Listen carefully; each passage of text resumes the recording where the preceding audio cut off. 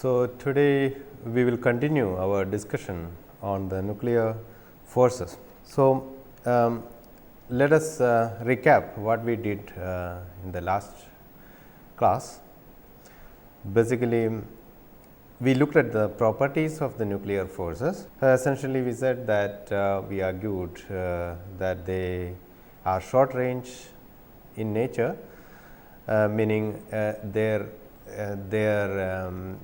do not extend beyond, or their influence do not extend beyond something like 10 power minus 15 meters, which is basically the typical dimension of nuclei.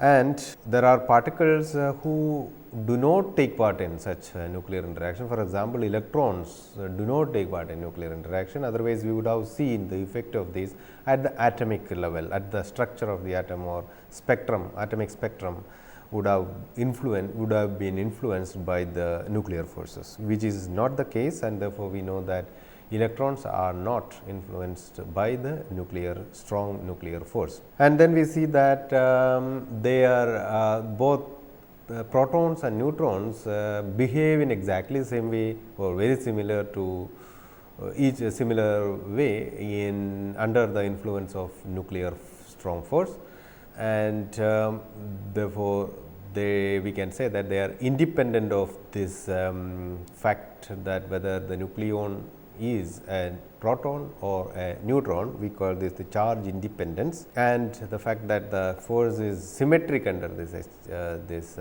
change from proton to neutron is also called the charge symmetry of the nuclear force.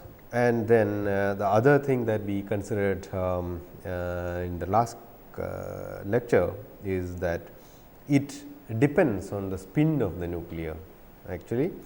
So, the nuclear spin, the spin of the nucleus is important when we consider the nuclear force.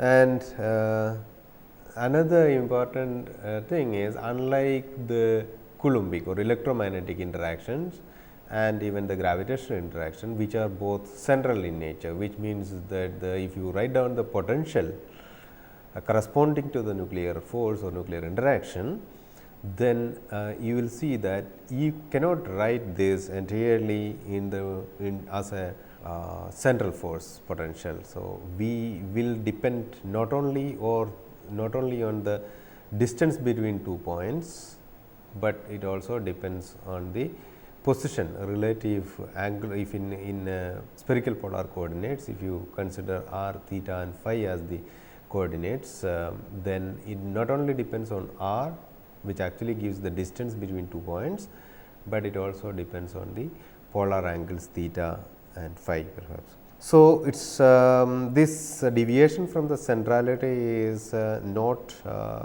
large, but it is still not completely central. That is another thing that we observed or discussed in the last class. And now, yet another thing is this repulsive core, or the existence of the repulsive core in the nuclear force, which actually says that as you go closer and closer, the interaction actually becomes stronger and stronger, but it stops at some point. Okay, these interactions becoming more and more attractive stops at some point, and then further when you go closer than this distance, there is actually a repulsive core there. You cannot go any further than that. It is basically the observation of the constant nuclear density that tells us essentially that there is a repulsive core for this one nuclear interaction. And then further we discussed the deuteron, which is one of the simplest bound states of two nucleons that we can think of. So, you take proton and neutron, and then they can form bound states, okay, and this bound state is called a deuteron. And this deuteron has various different properties, which again depends on what the nature of the nuclear spin, nuclear force, etc.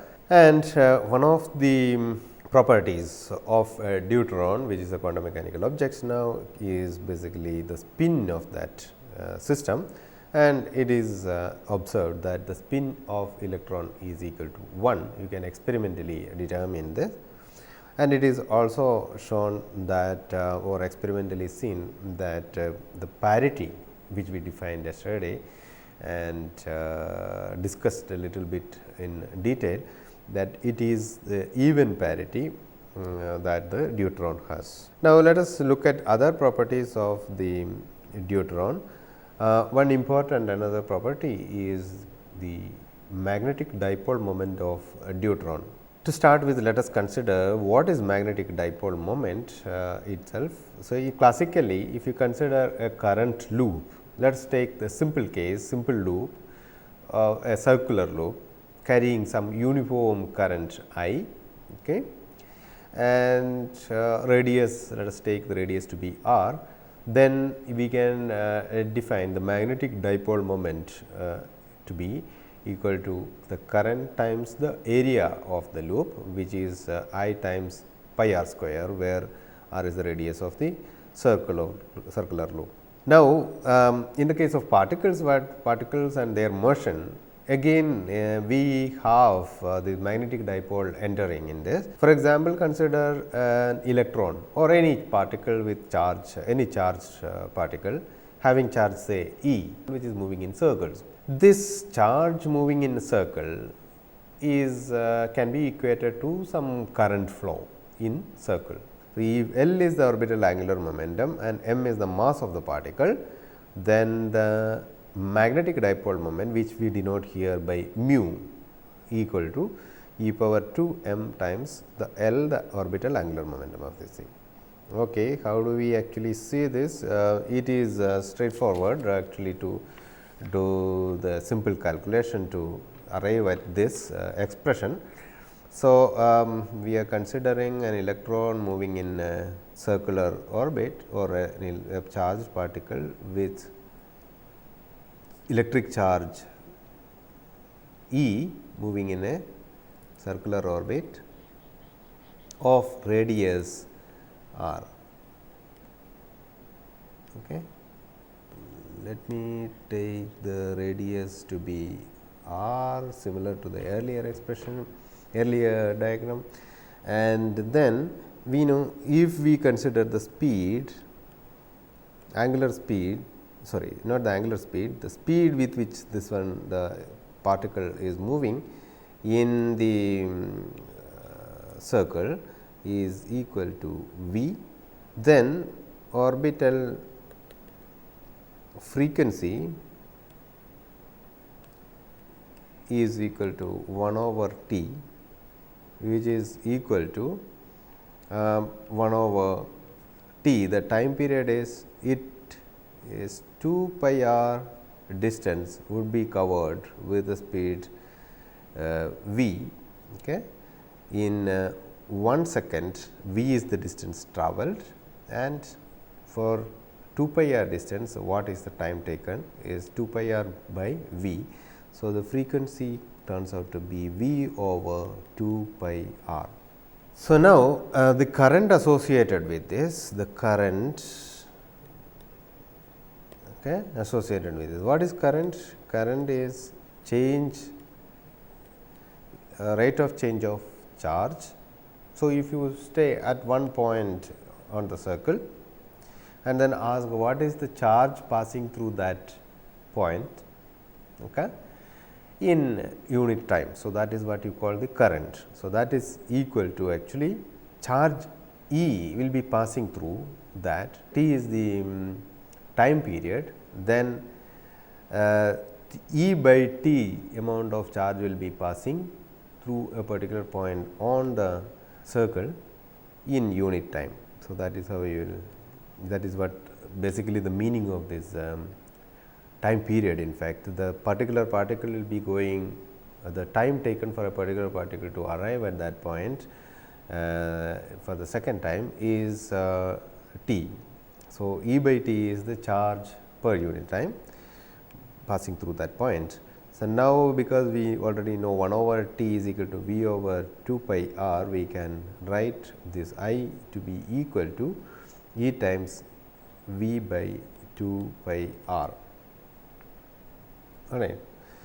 So, this then will tell us that now I have say the mu is equal to from our earlier expression for the magnetic dipole moment of a current loop with current I and area pi r square.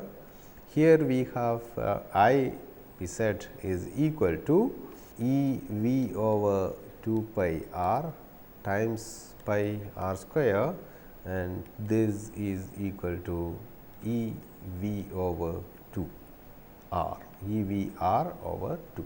Well, I can actually write this is fine, but I can actually write it in a slightly different way. I will write it as E by 2 m, where m is the mass of the particle.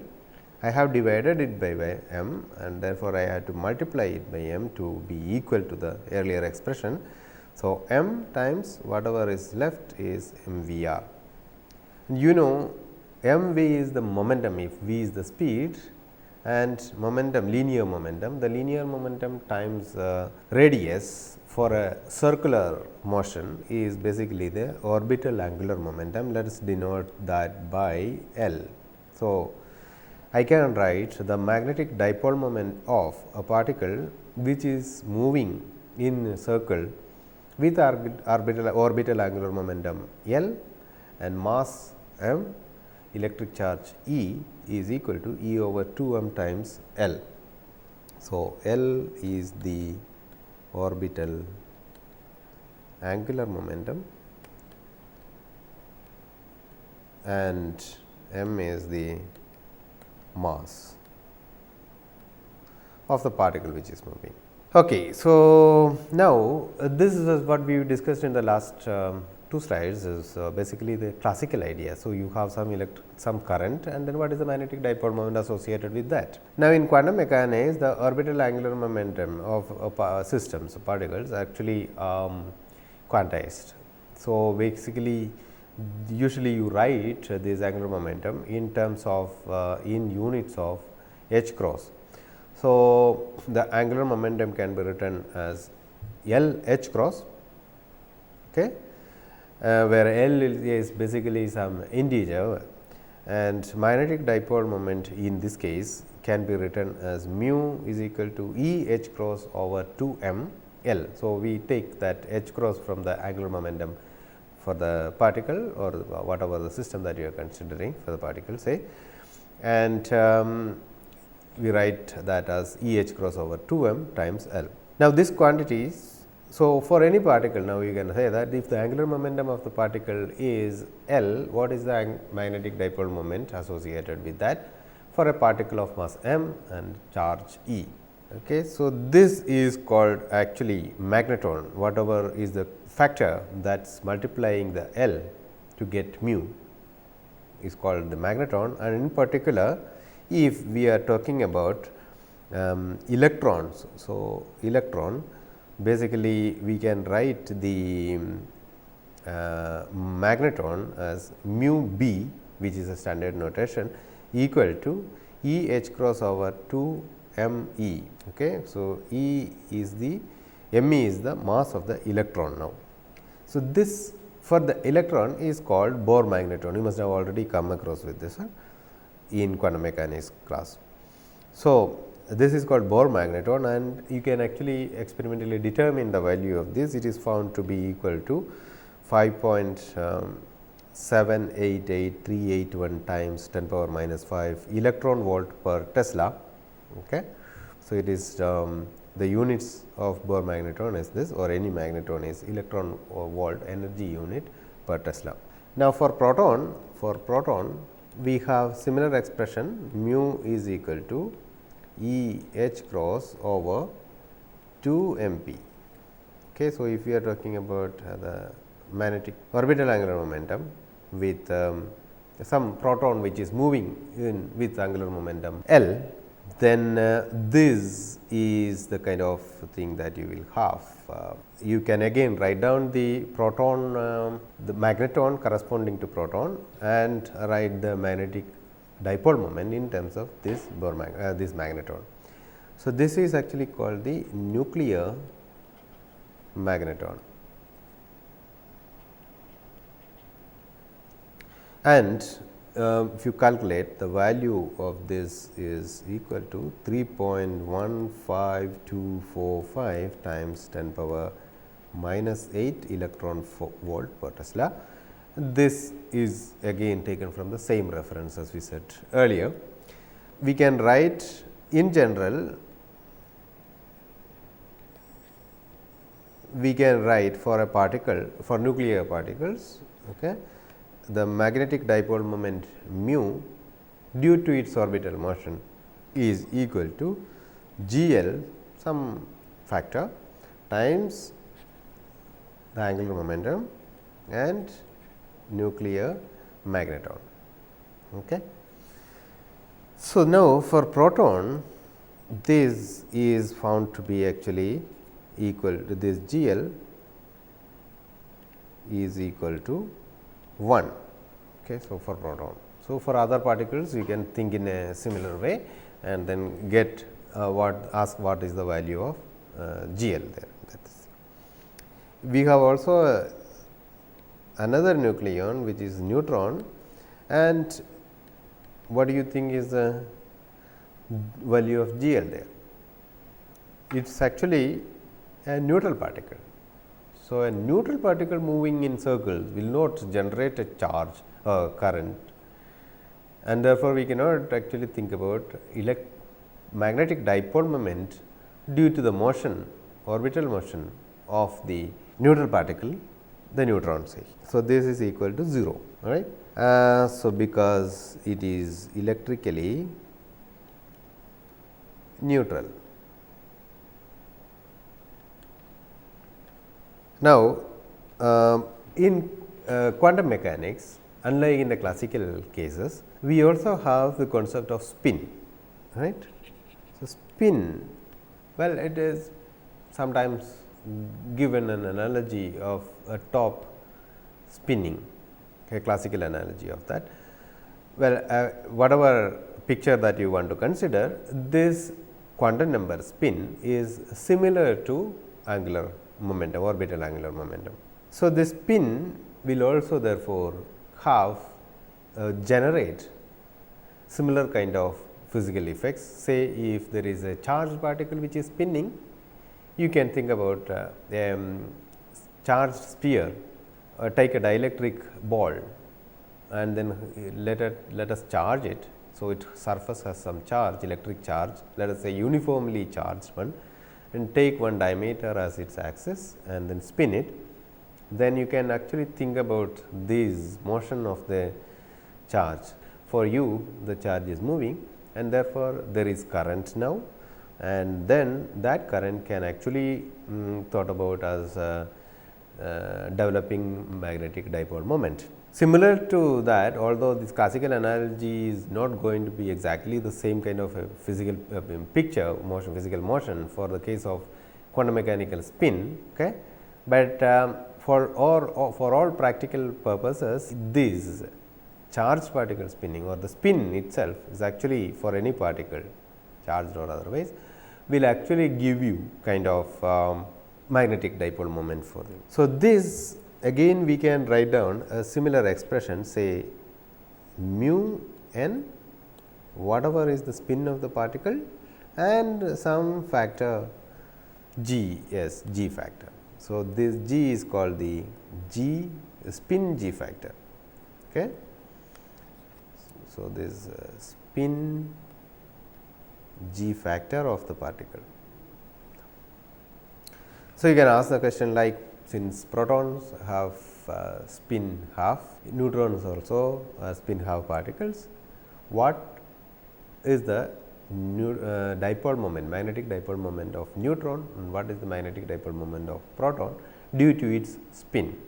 Supposing it is not moving, but it is just having a spin, on, then what is the magnetic dipole moment? That will be actually equal to whatever is the Gs of the proton times the the nuclear magneton times the value of its spin, which is basically equal to 1/2 in units of h cross. So, all these things we are talking in terms of units of h cross, because an h cross is already taken into account in the magnetron. Okay, so Gs is called the spin factor, and then say for example, even for electron you can actually ask what is the electron, what is the magnetic dipole moment due to its spin, or in particular what is the Gs for electron. So, this is equal to 2. In fact, for any, okay, so here for example, we are talking about mu b as the magnetron, which is the Bohr magnetron, not mu n. Okay. Mu n is when you are considering proton and neutron with their mass of proton considered in this, and mu b is for the case of electron mass, and we call that Bohr magnetron. In fact, for any spin half particle, you can show that point particles actually, which means the particle without any structure within it. We can show that using what is called the Dirac equation.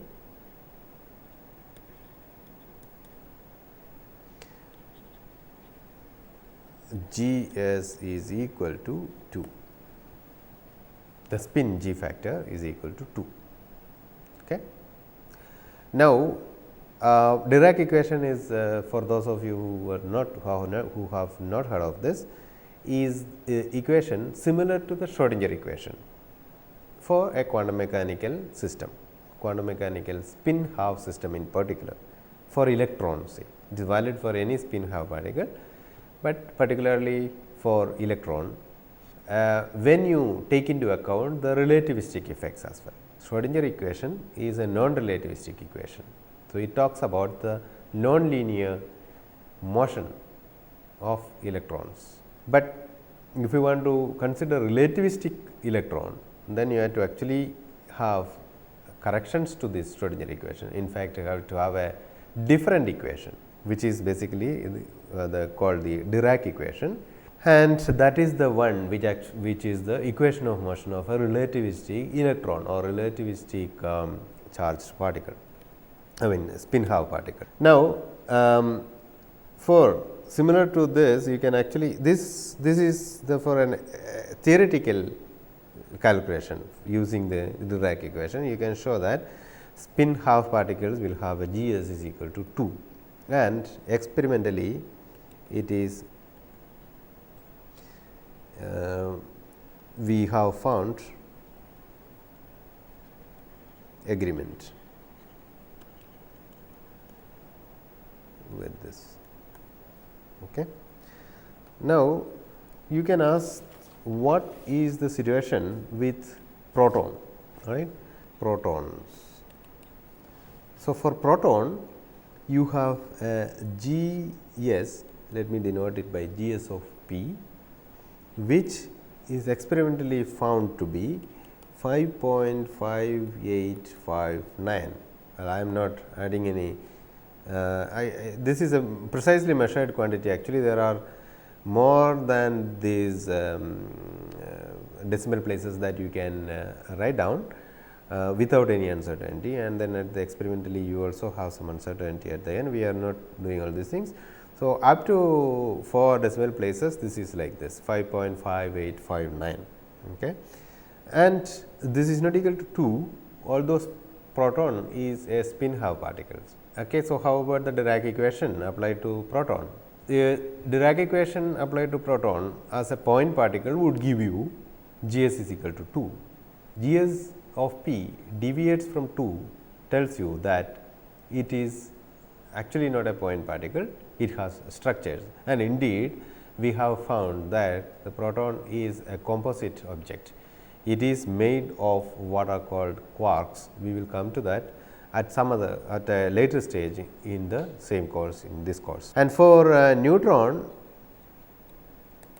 we have G s, let me denote it as G s n, and for neutron it is found to be actually negative minus 3.8261. Okay. So, this minus sign actually says that when we consider the spin and the magnetic dipole moment as vector quantities, they are opposite to each other. Okay? Spin itself is a vector, and we have been talking about only the magnitude so far, but it is actually a vector quantity. So, when you write mu equal to something times s, that vectorially it holds good, and if the coefficient is negative, then it says that mu is antiparallel to s. For the case of neutron it is so, and for proton it is actually parallel to it.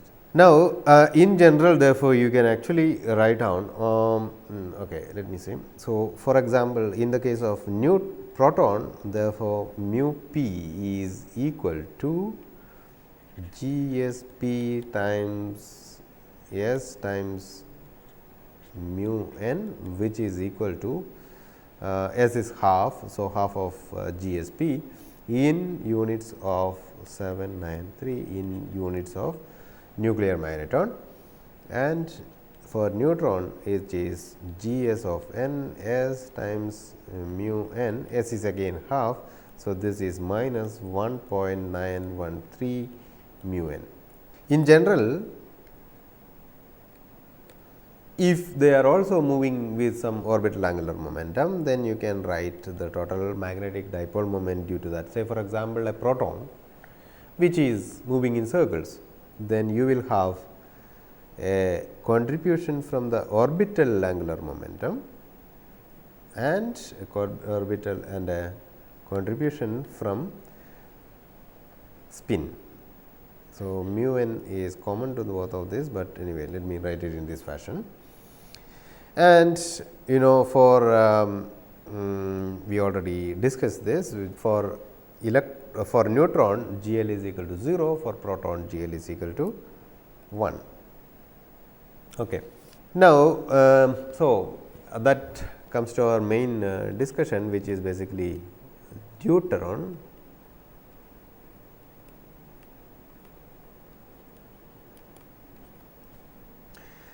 So, for Deuteron, what is the magnetic dipole moment of Deuteron?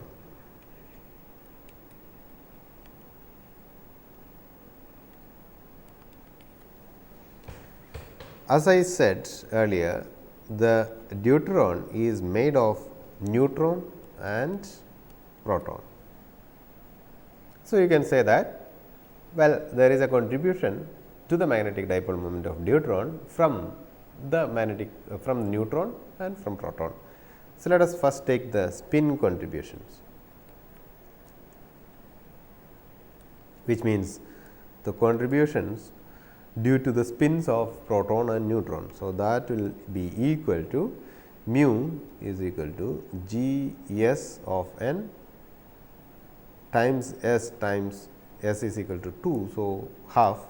So, this is divided by 2 times mu n plus G s of p, again spin is 2. So, it is equal to the thing times n, which is equal to, we said earlier in the previous slide that it is equal to 1.913 plus 2.793 mu n, which is somewhat equal to plus 8 point, sorry, it is 0. Okay, 88033 goes etc. n. You can ask the question, what about the measured or observed value, okay, which is basically the magnetic dipole moment of deuteron. Let me denote it by mu d. It is found that it is equal to 0.857 neutron, magnetic 7 nuclear magneton. Okay. So, it is almost the same, okay, but not exactly. Since as I said earlier that we can actually measure this magnetic dipole moment precisely, it is not very satisfactory to agree at the first decimal, but do not agree at the second decimal, third decimal, etc. Okay. So, we have to ask the question, since we can actually experimentally measure this very precisely, then what about the discrepancy here? How will we accommodate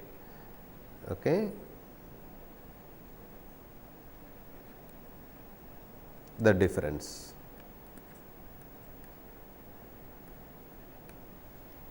How will we accommodate the difference? Okay. So, one of the things that we can think about is the orbital motion of proton inside the deuteron, right. That the orbital motion of the proton with respect to the center of mass of NP system. Now, considering NP system as the deuteron. Okay. So, now let us go back to the last lecture, where we had actually discussed the spin of the deuteron, and when we discussed the spin of the deuteron and the parity of the deuteron, we said there is a relative, what is the relative angular momentum of the NP system which constitutes this deuteron, and from various arguments and from the observed experimental facts of parity even, spin is equal to 1, etc., we come to the conclusion that deuteron has an NP system with relative angular momentum L equal to either 0 or L equal to 2, or could be some kind of a combination. So, L equal to 0 or it should be even, that is what the parity argument said. So, it is either 0 or 2, it cannot be larger than 2 because of the spin arguments, spin measurements. And now, let us say suppose we want to accommodate both of these, L equal to 0 possibility and L equal to 2 possibility. How do we actually consider this in quantum mechanics? So, the wave function of the deuteron then is mixture of L equal to 0 state plus a mixture of plus L equal to 2 states. These are the two possible L values. So, a combination of this. So, when you consider a combination like this, a linear combination of this, that is what the superposition, linear superposition principle says, that you can actually superpose two different states to get a new state, and the actual physical state of the deuteron could be such a superposition. So, let me denote it by a S corresponds to L equal to 0 say, and a D, let me denote D by L equal to 2 state. Usually in atomic systems, that is what we denote L equal to D, L equal to 2 state is a D state. So, A D and A S are the coefficients here, and ask the question whether this is a possibility and whether that agrees with everything including the magnetic dipole moment measurements. So, what about the magnetic dipole moment here? Then the mu will be then A S square. So, psi actually gives the kind of amplitude for this one. So, if you want to find the magnetic dipole moment, then you have to take the magnetic dipole moment operator and multiply it by psi and psi star, integrate over d s, that is what you get it. I will not go into that. So, mu d is A s square times mu, which is coming only from L equal to 0 kind of a state, plus A d square from L times mu coming from L equal to 2 states. We will not go into the details of this calculation any further. We will simply say that experimentally whatever we have measured will agree if we say that A s square is equal to something like 0.96 and A d square is equal to 0.04, totaling to equal to 1. Okay. So, this says that this takes care of that discrepancy of mu d, which we found experimentally, and from the theoretical calculation of considering only L equal to 0 state. It is almost L equal to 0, but there is a small difference coming from L equal to 2 and taken together, that will now agree with the theoretical or the experimental value. So, this is basically what we want to discuss, or the magnetic dipole moment of the deuteron. And there are some other properties of the deuteron, which is basically another important property called the electric quadrupole moment, and we will come to that in the next session.